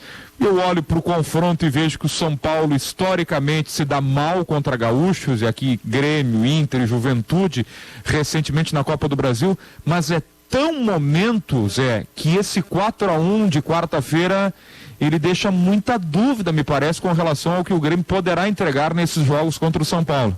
Ontem foi falado no futebol da Gaúcha o seguinte, que o início do jogo com o Sport Recife, mas quem é que tá orientando o Sport Recife? É o Jair Ventura ou é o Cuca? Porque o esporte impôs ao Grêmio a mesma dificuldade de início que o Santos impôs. O futebol hoje é isso, meus amigos. Quando uma coisa dá certo para um time, o outro seguinte já está usando a mesma estratégia, ou tentando usar a mesma estratégia para dominar um adversário poderoso. O Grêmio é um adversário poderoso. O Santos patrolou o Grêmio em 2 jogos. Ora, teve tempo suficiente para todos os técnicos que vão ter o Grêmio como adversário daqui para frente adaptarem seus times, se não para fazer igual ao Santos, mas para tentarem fazer aquilo que fez com que o Grêmio sucumbisse. Não tem mais segredo. Eu ia usar uma frase que essa noite eu elaborei. Não sei se vocês vão concordar. Não é mais bobo no futebol. Sabe? Antes de fazer o Galpão Crioulo, eu criei essa frase hoje de manhã, preparando o chimarrão. Mas é isso, tem muito a ver com isso. O jogo de quarta-feira não tem dúvida, ainda mais quando o Grêmio bota o time titular, ou quase isso, para jogar com o Sport, que influencia também na estratégia do Sport. O Jair Ventura até não é bem desse modelo tático, mas ele colocou em campo. E o São Paulo, o São Paulo aí que tá, tem uma personalidade de time do Fernando Diniz que também não é esse esquema. Pode até melhorar para o Grêmio. Agora, vocês acham que o Fernando Diniz não vai fazer? Será que ele é tão orgulhoso assim, que ele não vai dar uma adaptada no esquema dele para ter as vantagens que o Cuca teve na semana passada, modificando, tirando proveito daquilo que apresenta ser uma fragilidade gremista? Então, para mim é essa. A semana muda também por isso. Semana a semana, Debona. Tem outro ponto que me ocorre agora com relação ao time do Grêmio, que é o seguinte, a gente falou por muito tempo, o Grêmio depende muito do Cebolinha, se o Cebolinha estiver bem, ele vai decidir jogos, e o Grêmio vinha tendo esse cara também com o PP, e aí as nossas atenções, o noticiário, o time do Grêmio cresceu, incorporou muito com a presença do Jean-Pierre, e a gente está debatendo aqui Kahneman, se joga Darlan, joga Lucas Silva, se volta o Maicon, enfim, quem joga com o Matheus Henrique. Ontem ele até fez o gol de pênalti, mas como o Grêmio depende, precisa do PP, hein, Simon Bianchini, e ontem ele teve atuação apagada e ele foi mal, ele foi bem marcado, melhor dizendo, né, nos 2 jogos contra o Santos, mas olha como o Grêmio depende e precisa muito dele também. Mas aí é que tá, por que ele foi bem marcado? Porque ele cresceu na parada, ele é o novo Cebolinha, e aí os técnicos... Ele é o cara a ser parado, Ele é PP dependente, né, o Grêmio, no caso. Claro! E agora se preparem, o Jean-Pierre, na hora que pegar ritmo de jogo, ele vai receber também cuidados especiais, e aí vão marcar o Jean-Pierre, e o Grêmio vai ter que ter repertório para jogar com menos dependência do Jean-Pierre. Se o Grêmio não está preparado para isso, bom, aí tem que se cuidar. Eu acho que o Ferreira, eu posso até estar equivocado na minha avaliação, mas o Ferreira, a gente pode debater se ele é um jogador que tem o senso coletivo, se o Ferreira ele participa para a engrenagem de toda a equipe. Até eu acho que ele é aquele jogador, muito na linguagem popular, é um jogador quase segundo tempo, que ele só leva vantagem e consegue ter maior êxito, maior sucesso. Quando pega um jogador já do time adversário um pouco mais desgastado, ele tem mais sucesso entrando no decorrer das partidas, é só a gente pegar os números. Mas o Ferreira, ele tenta fazer algo diferente, ou a jogada individual, ou o drible, ou uma finalização que ele tem que trabalhar um pouquinho mais. Ele é um pouco fominha, mas o Ferreira tenta fazer o diferente ainda. E nesse esquema que o PP está sendo bem marcado, o Diego Souza, quando é alimentado, também morre de fome, coitado. O Jean-Pierre às vezes ainda vai oscilar por conta dessa talvez segurança que ele esteja vivendo também nesse quesito físico. Uma hora sem desconforto, outra hora volta, não está 100%, e é natural que ele vá oscilar porque ainda é jovem. O Ferreira pode ser uma outra válvula de escape e chamar atenção e abrir espaço para esses outros 3 jogadores do terminais do Grêmio. Então eu acho que o Ferreira também nesse momento que falta o Alisson, que é um jogador super importante, às vezes é até um patinho feio dessa equipe do Grêmio, o Ferreira pode ser esse jogador diferente que o Grêmio precisa até para descarregar os outros. Eu ainda quero ver mais vezes e mais tempo o Ferreira em campo para ter uma ideia mais definitiva com relação a isso. Primeiro que eu não me sinto habilitado ainda a fazer uma avaliação sobre se esse jogador deve ou não ser titular, por não ter a visão, não me sinto habilitado para isso, que um técnico de futebol tem para ver movimentos, comportamento tático desse jogador. Eu vejo o Ferreira entrando, eu vejo ele driblando, eu vejo ele superando o adversário. Isso tudo todo mundo vê. Agora, eu não consigo ver o que o técnico espera de um jogador como esse, e é por isso que eu considero que o Alisson, em condições, volta e vai ser titular do time do Grêmio. Ainda, eu acho que ali à frente há uma tendência com a evolução do Ferreira de que ele ganhe essa vaga, mas sempre que há uma derrota pesada, como foi a de quarta-feira, há um hábito por parte do torcedor de mirar alguém. Quem é que tem a culpa? O GPR Rompasse, o David Braz estava saindo, o Renato escalou mal. Eu não vejo uma escalação errada do Renato na quarta-feira, porque eu não considero absurdo o Ferreira ser banco do Luiz Fernando. Eu até posso achar que ele pode entregar mais, mas não acho um absurdo. Por exemplo, tira o PP e põe o Robinho. Isso é um absurdo. Tira o GPR e põe o Tassiano, tá errado. Mas o Luiz Fernando no Ferreira não é um erro. No nível do absurdo, nem o David Braz, que eu considero que eu não escalaria o Kahneman, mas não tá para absurdo isso aí. Pelas circunstâncias do Kahneman. O Grêmio melhorou nos 2 últimos jogos com a entrada do Tassiano, tá? Precisaríamos de 2 programas para falar disso, porque o Rio Grande do Sul não está preparado para ouvir que o Tassiano é um jogador muito útil. Eu acho ele muito útil, talvez também entre nesse negócio de entrar no segundo tempo, que acaba pegando a zaga, o meio-campo adversário um pouco mais desgastado, ele chega com uma leitura, com talvez a recomendação, mas eu não coloco o Tassiano com uma desgraça. Acho que às vezes a própria imprensa, mas a torcida nas redes sociais, o Tassiano já se manifestou recentemente sobre isso, que isso acaba gerando desconforto, mas o Tassiano é tão ruim assim que ele já foi pretendido pelo Santos, esse mesmo Santos que passou por cima do Grêmio nos 2 confrontos, pelo Atlético Paranaense, que a gente sabe que tem o seu método e essa filosofia já há algum tempo, que analisa muito bem antes de contratar um jogador. O próprio Cruzeiro tentou a contratação dele em 2 oportunidades. Gente, o Tassiano não é esse jogador tão desgraçado assim. Ele faz tudo. Ele faz tudo em campo. Alguém diz, mas ele não faz tão bem. Não, mas ele marca, ele ataca pelo lado, ele é meio, ele joga pelo meio. Ele tem a bola do Patrick, mas ele é meio Patrick do Grêmio. O Patrick ele tá faz jogando jogos espetaculares no Inter, gente. Ontem o Patrick foi muito bem e tem uma outra situação que eu acabei não falando no momento que a gente estava debatendo mais o Inter. O Inter conseguiu controlar e bem vencer o Boca na Bombonera e vencer talvez o principal time do futebol brasileiro nas últimas semanas, que é esse Palmeiras. Acho que o Abel Braga está ajustando esse time do Inter também. O Patrick, hoje, para mim, é o principal jogador do Inter dentro de campo. Tá tendo um protagonismo interessante, sendo um bom jogador avançando pelo lado esquerdo. O Edenilson voltou a crescer de rendimento. O Abel tem boa participação já sim e está conseguindo trabalhar. Mas voltando ao Grêmio, o Tassiano, ele faz a extrema direita, ele joga centralizado, joga de segundo volante, ele joga até mais avançado, já chegou a ser segundo e até centroavante em algumas situações especiais. O Tassiano não é mau jogador. A gente não pode crucificar esse atleta, não. Tô contigo, concordo plenamente contigo. Acho que ontem, por exemplo, ele melhora o time do Grêmio. O GPR estava caminhando em campo, e aí entra o Tassiano, acelera, o time do Grêmio fica mais rápido, parece com mais vontade de buscar o resultado, e o jogo ontem ficou tão aberto que o Grêmio poderia vencer o jogo. Ele era com 10 ele é mais time que o Sport, com 10 em campo ele é melhor que o Sport. Enfim, não conseguiu, não teve tempo para isso e talvez não tenha criado o suficiente para isso. Enfim, situações do Grêmio, que quarta-feira começa a fase semifinal da Copa do Brasil contra o São Paulo. 2h28, o Sala de Domingo na Gaúcha, com a parceria da Steel, junto de quem faz crescer todos os dias o seu orgulho por viver da terra, junto de quem faz o agro. Quer garantir maior produtividade na sua propriedade rural? Conheça os implementos agrícolas da São José Industrial, alta performance no campo a preço justo. Nós vamos ao intervalo rápido, em seguida tem tem mais Sala de Domingo até às 3 da tarde. E depois, pré-jornada, e às 4 tem Vasco e Santos no Futebol da Gaúcha. Quer garantir maior produtividade na sua propriedade rural? Conheça os implementos agrícolas da São José Industrial. Grãos, pecuária, carnes, leite e toda a cadeia da agricultura contam com estes implementos. Unimed Porto Alegre, Pegada, Rede de Farmácia São João, Estil e São José Industrial. O líder do Campeonato Brasileiro, Lelê, é o São Paulo, que disparou lá na ponta.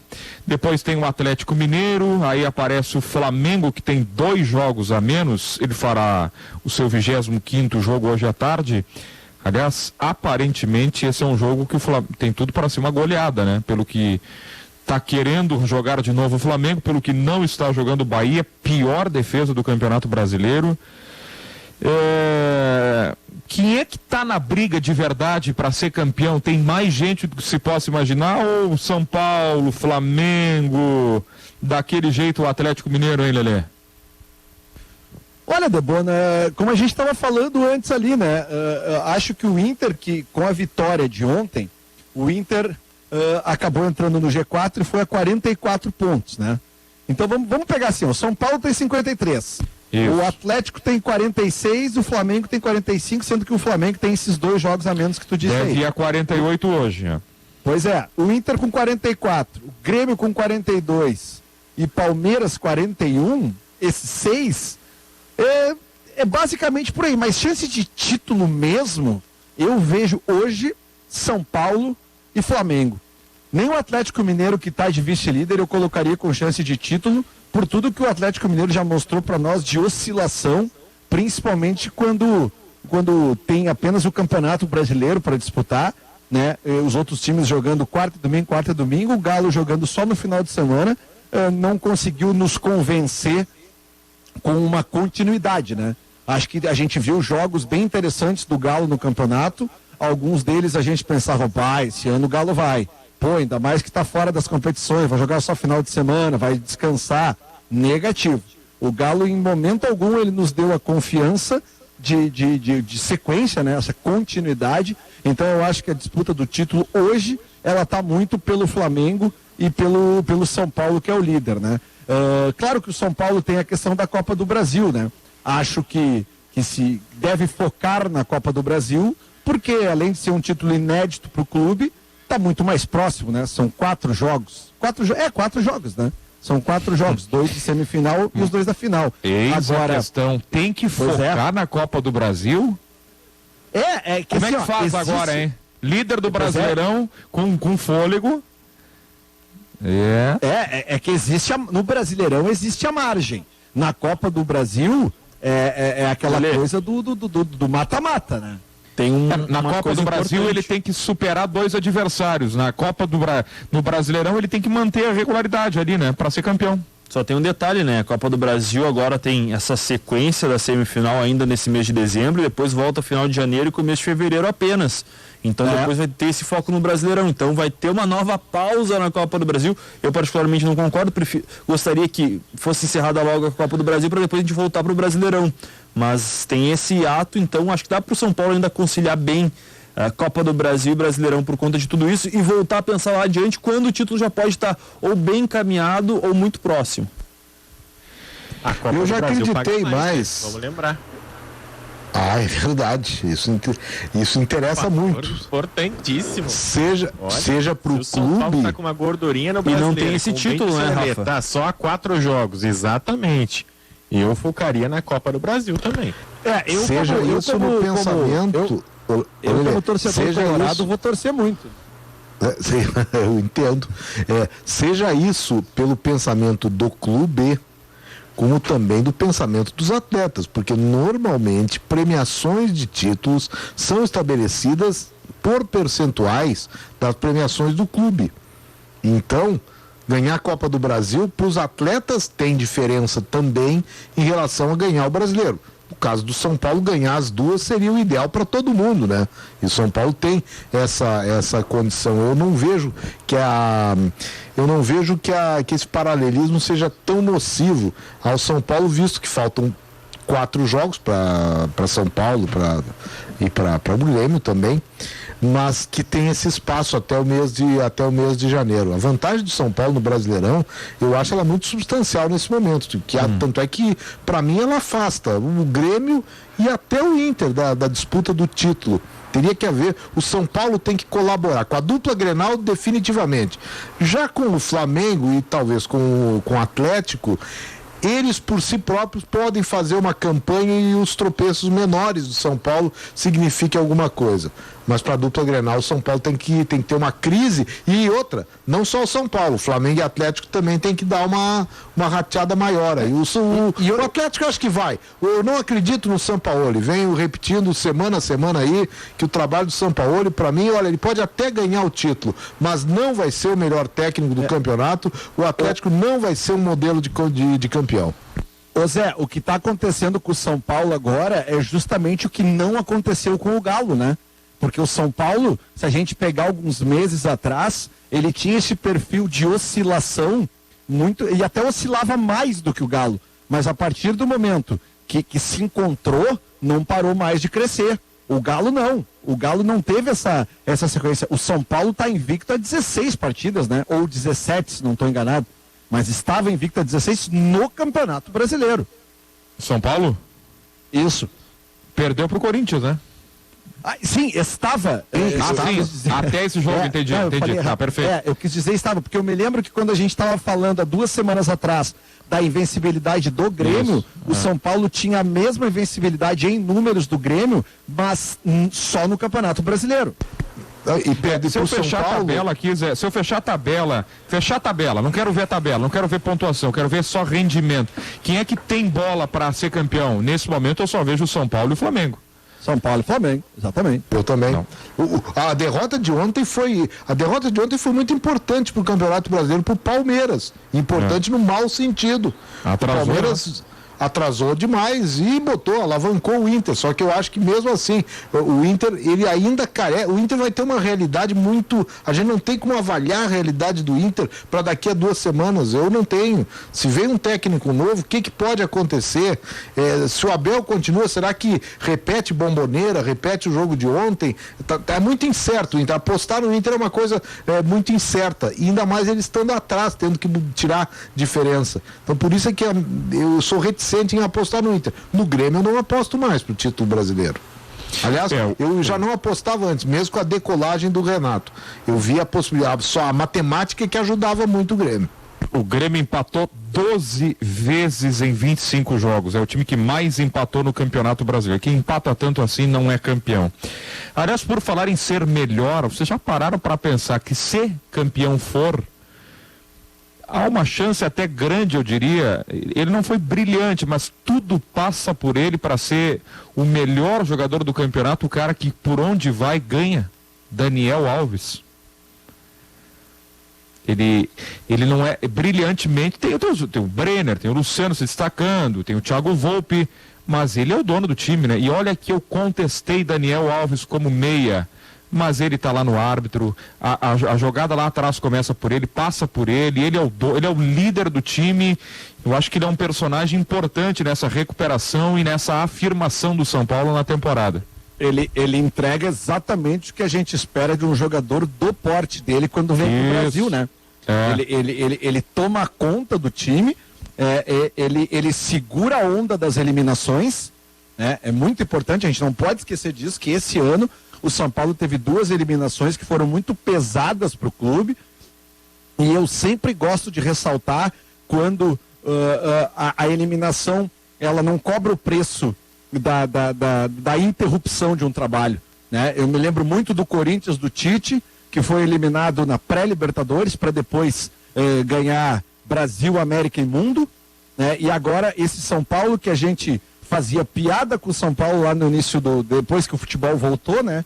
Em meio à pandemia, mas com a eliminação na primeira fase da Libertadores, seguida daquela eliminação na Sul-Americana, bem traumática, dentro do Morumbi, para agora esse São Paulo que a gente está aqui debatendo como franco candidato ao título. A figura do Daniel Alves, ela é essencial para isso. Bota aí outra, do Paulistão, Lelê. Também, a do Paulistão, do Mirassol, aquela ali foi também acachapante. a quantidade de críticas que todos nós fizemos ao trabalho do me deu um branco agora do nome do treinador Fernando Diniz.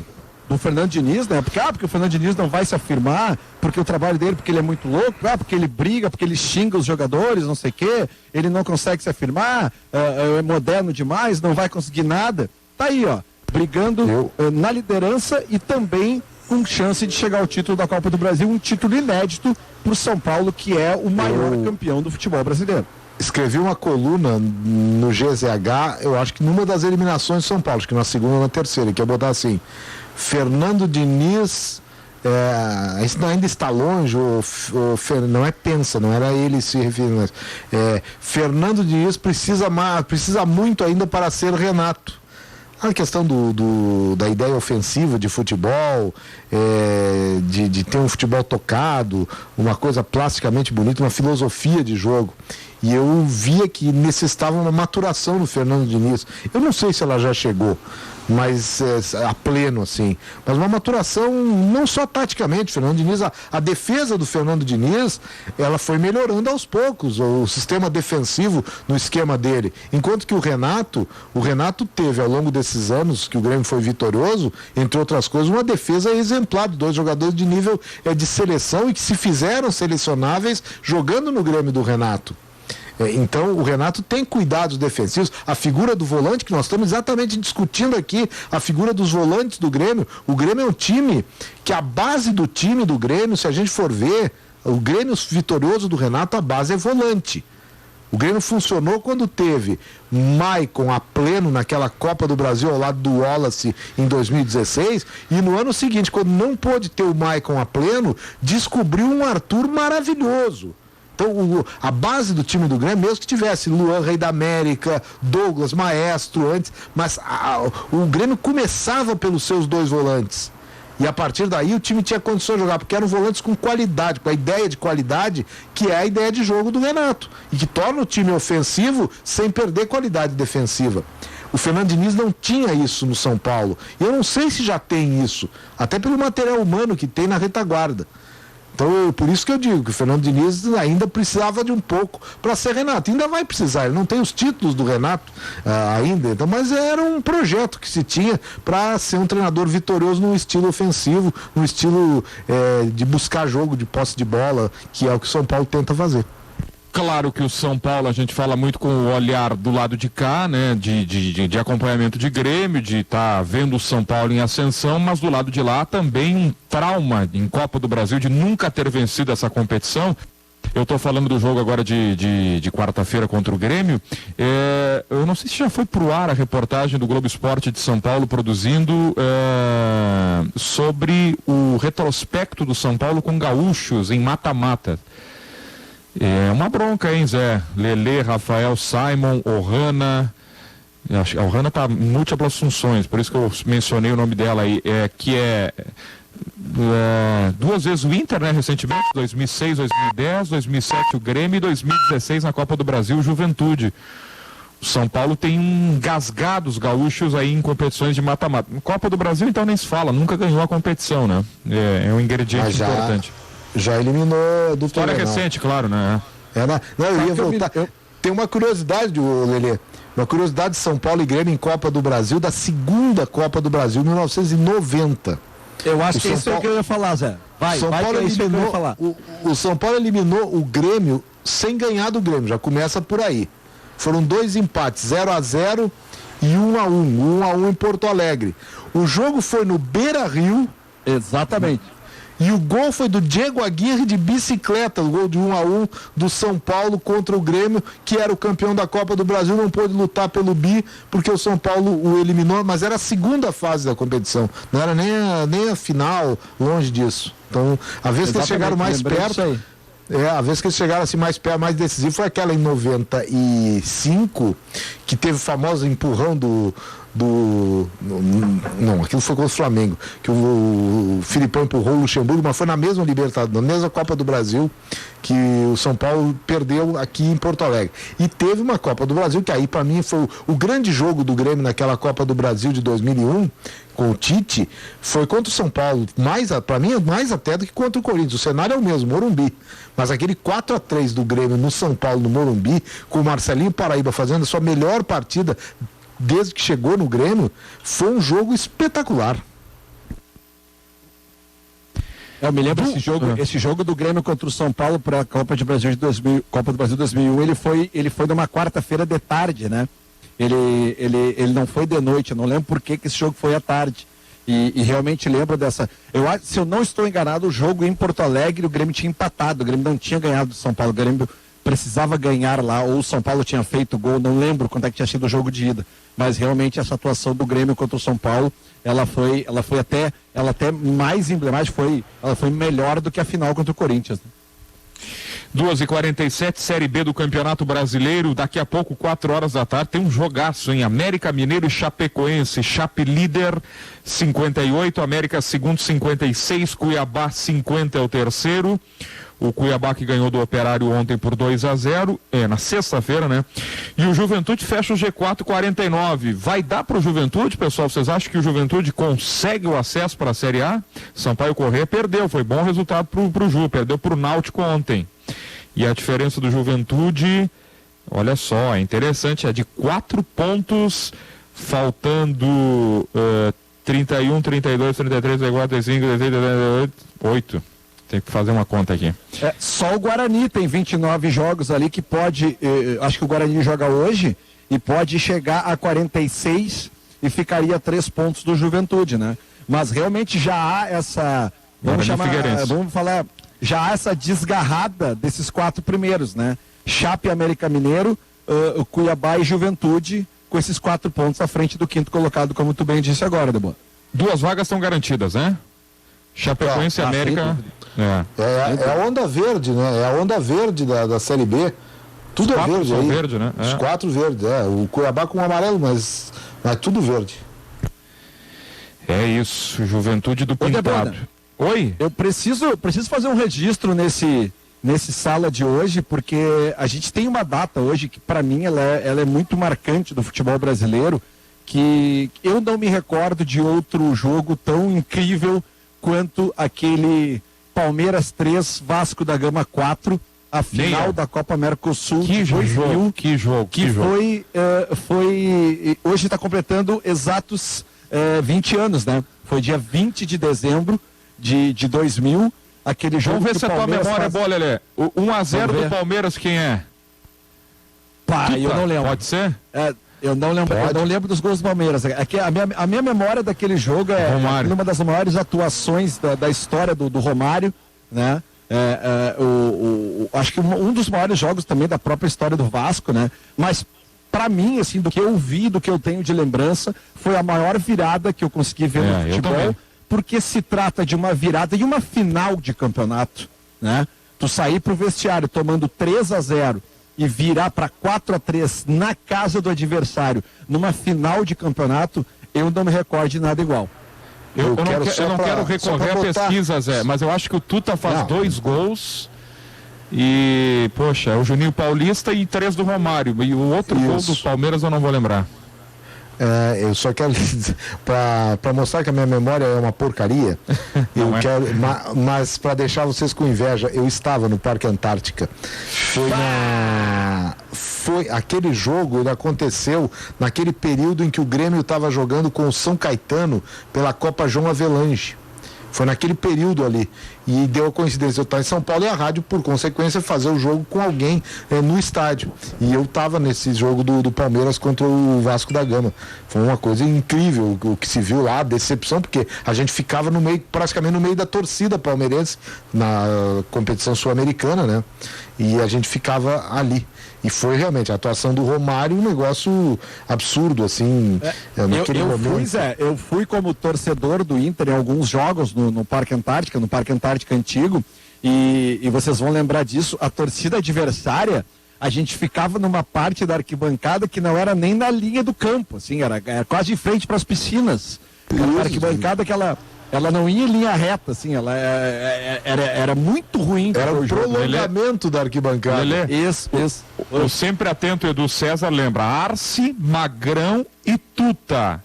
Arce, Grêmio, Magrão, que depois jogou no Inter, e Tuta, os gols do Palmeiras. E o nosso ouvinte Thiago Cerqueira também lembra aqui, a gente fala muito do Romário, né? Pô, fez 3 gols, mas o que jogou o Juninho Paulista naquele jogo? O Paulista foi o dono do jogo. E com um a menos, porque o Júnior Baiano foi expulso naquele jogo. Isso.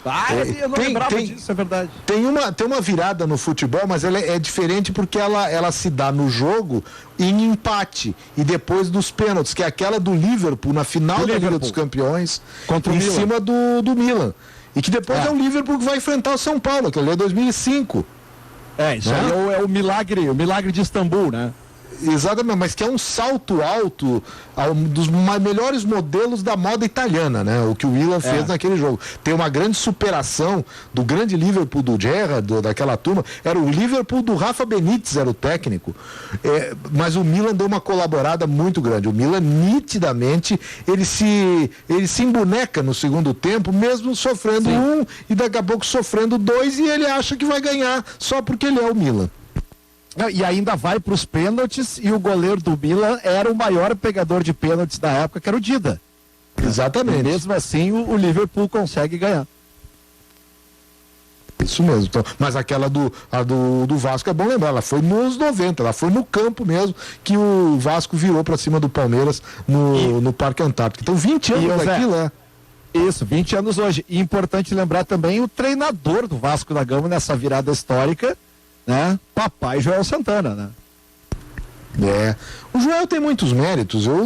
Ele tem uma figura que chega a ser folclórica às vezes, pelo bom humor que ele tem, pelo tipo que ele tem, mas o Joel é um técnico cuja carreira, ele ganhou o Cariocão por todos os clubes, sabe? E aí, é campeonato regional, não, campeonato carioca, hoje é uma coisa. Nos tempos de 20 anos atrás era outra coisa. Dava como o gauchão. Ele dava sustentação para um técnico e ele era idolatrado por isso. Nessa mesma Copa João Avelange, ele é o técnico do Vasco até a final do campeonato, né? Ele é campeão desse jogo, ele ganha esse jogo e depois ele sai, e eu acho que quem pega na final do outro ano é o Oswaldo de Oliveira. Então o título acho que fica com o Oswaldo ou vice-versa. Não é? O Oswaldo é campeão. Mas o João Santana é um cara que tem méritos, ele não é um super técnico, nunca foi cotado para ser da seleção brasileira, mas ele tem os méritos dele, tanto é que é o João Santana, o técnico do Inter naquele Grenal que o Inter ganha, o Inter da estreia do Fernandão.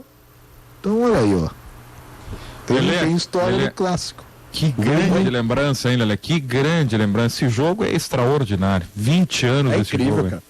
Esse jogo, cara, é o tipo do jogo que tu pode dar o play pra ver ele desde o início de novo. Sim. Tá? Que às vezes a gente é meio chato tu ver um jogo inteiro na íntegra, por maior que seja o jogo.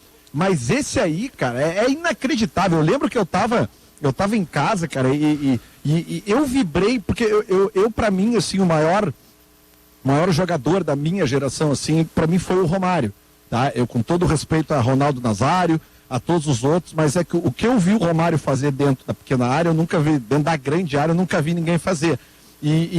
Pô, eu já gostava do Romário como jogador. Aí tu tá vendo aquele jogo em casa de sangue doce, assim, vamos ver. Aí 3-0. O quarto gol o gol da virada, que é um gol assim, até, ele não é muito uma questão de trabalhada, ele já é aquele gol da superação, porque a bola espirra pra cá, espirra pra lá, jogada do Juninho. Espirra pra cá, espirra pra lá, a bola vai parar no pé do Romário, parece que ela procura, é tu que vai fazer o gol do título, sabe? Então, eu me lembro de eu vibrando com esse gol como se fosse um gol do Inter, assim, cara. Tem um gol deles, pelo aspecto do jogo, né?